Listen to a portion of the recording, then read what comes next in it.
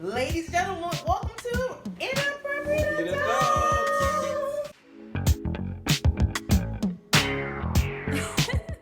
Big sis, I am Jelly.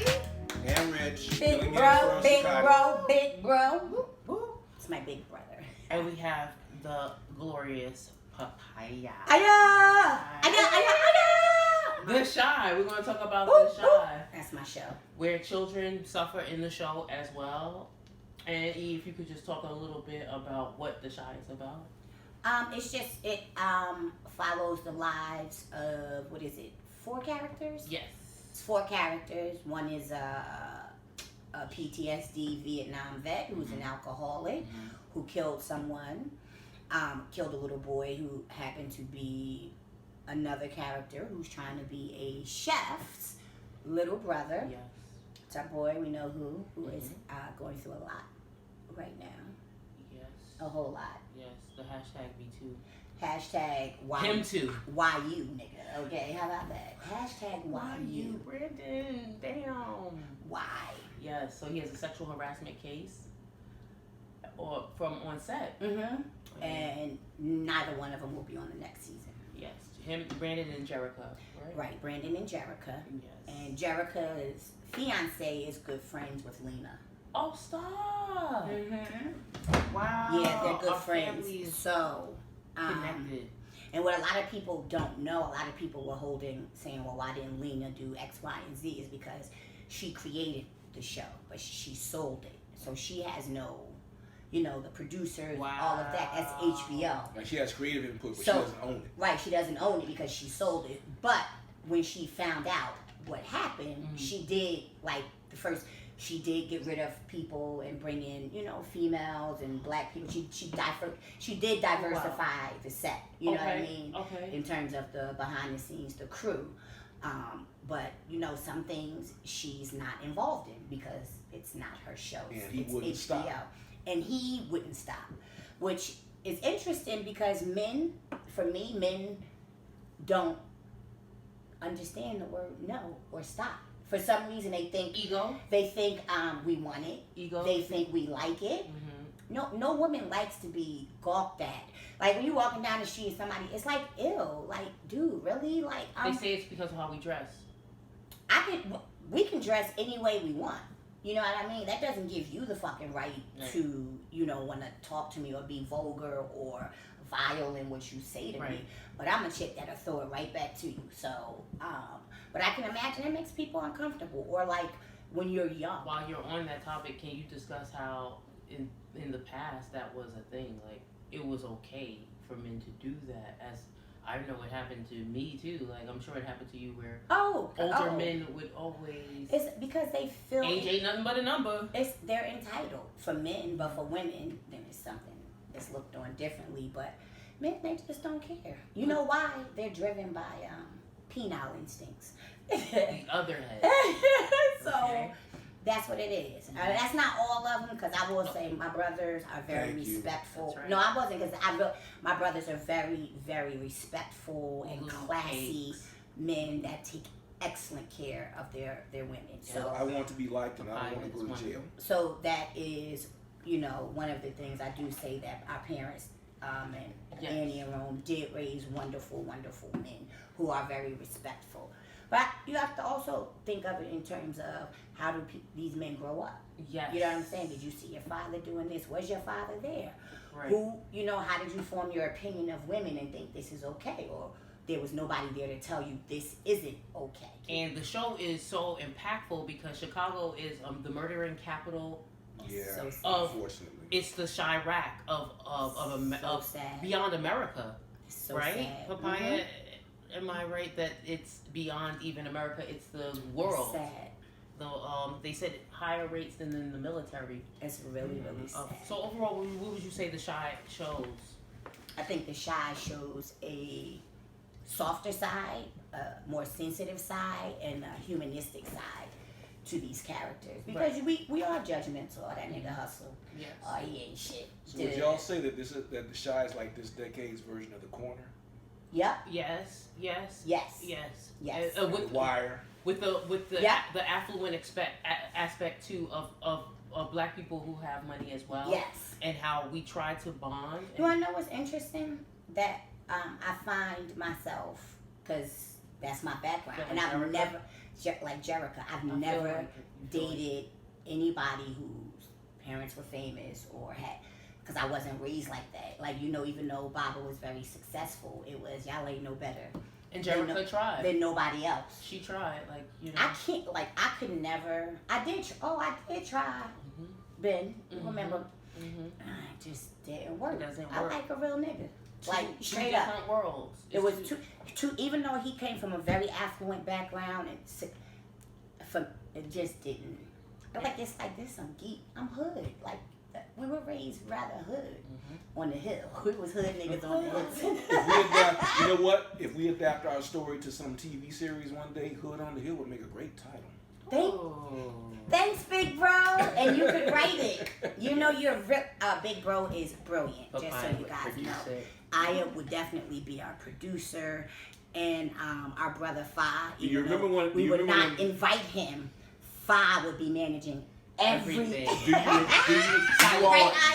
Do you all recall the time? This is about a year or so ago now, when I made up a cast of who would play all of us in the movie. Yes, I remember that. I remember. But closing out for The Shy, our last topic, and we want you to watch The Shy too. Support season 3. Support. I promise to get started. Season finale happened already for season 2. So we won't, no spoilers. But our last topic, which is an awesome documentary and one of my favorite rap groups. Wu-Tang. Wu-Tang. Wu-Tang. Wu-Tang Clan ain't nothing to fuck with.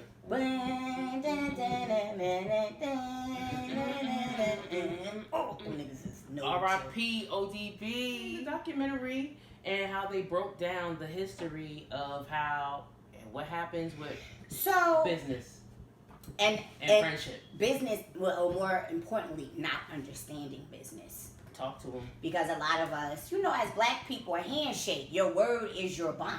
Yep. Your word is bond, my nigga. Like, and everybody doesn't honor that. You can't always assume somebody has the same. When money is involved. When money's involved, somebody has the same integrity as you. But then again, we don't know what their contracts look like either. And sometimes somebody flash $20,000, $30,000, $100,000 in your face. You just gonna sign because you need that money without reading. So everybody doesn't have that. So I don't know what was in your contract. Was there a clause? Because to me, it seemed that everybody was signed under RZA. Period. Yes. So he was gonna make the money anyway. It's almost like when somebody works on, like the thing with Phil trying to come for Baba over Juicy, but you are a hired musician. Yes. Which is a lot different. Once I pay you, that's it. You can't get residuals. You can't come back for nothing because I paid you to do a job. Yes. You know what I'm saying? And that's what a lot of people don't understand. So did he pay you to do a job? You know what I'm saying? Was it almost like y'all were hired? You know what I mean? You're hired. And what is a problem that we also face as a community? We don't read. No, we don't. So we don't read. Just sign.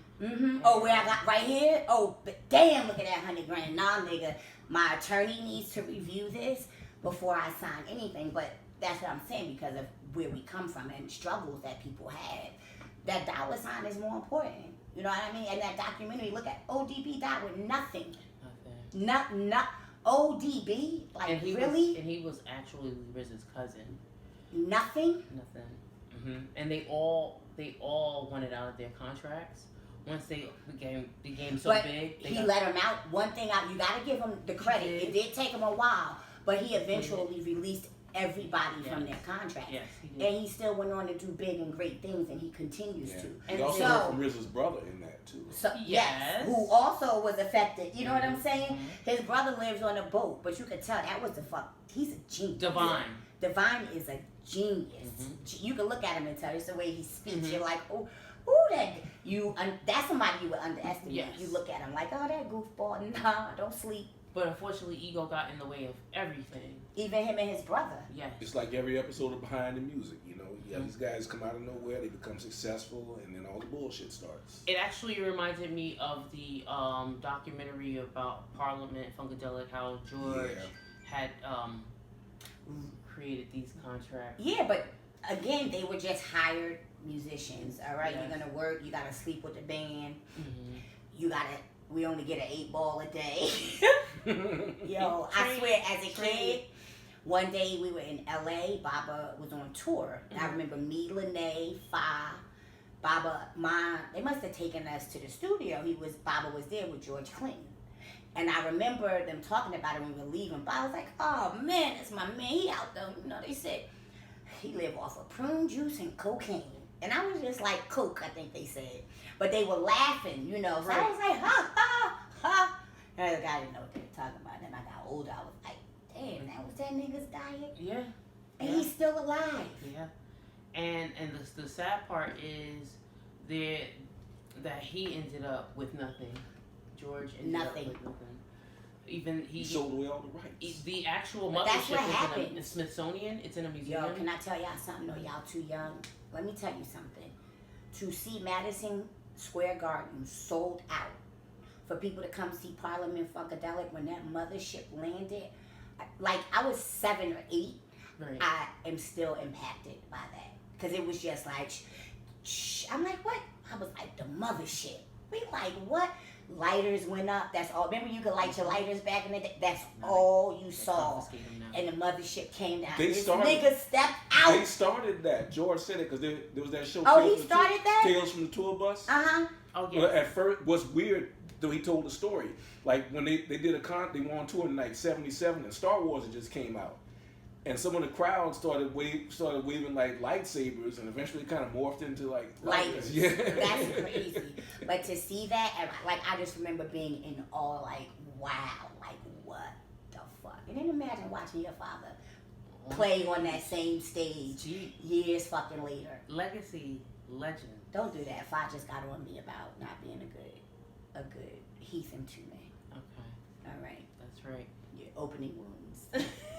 And back to opening wounds, the documentary was basically about how to share the publishing and how to educate each Wu-Tang member. Right, but that's what I'm saying. People don't understand publishing. I just want to get on.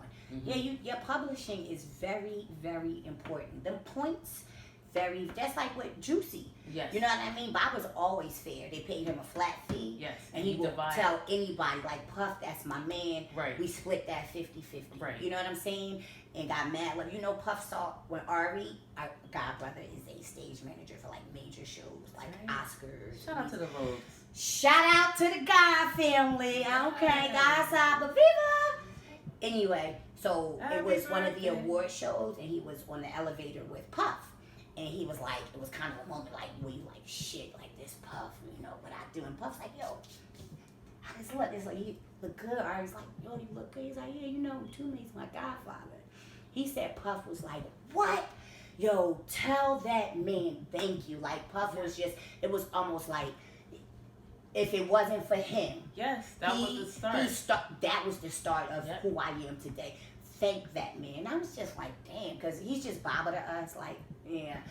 But to hear stuff like that, Ari said he was just like, damn, like, okay. Like, shout out to Baba, the third answer, and the three-eyed raven. And shout out to Puff. And Puff, yes. For acknowledging that. Like, that's a big fucking deal. It is a big fucking deal. That's a big fucking deal. And the Wu-Tang documentary basically encompassed from the beginning to the end. I'm rambling.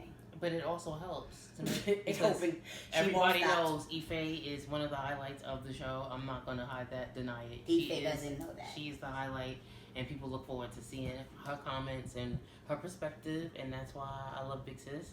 And she's actually met Method Man, and I remember her being in awe, which made me. I watched the Killer Bee video being shot. I was I was like, yo, like it was a big deal. Papa Wu, remember he was. I didn't know you were there for that. Yeah, I did. Well, a friend of mine was messing with his boy Street.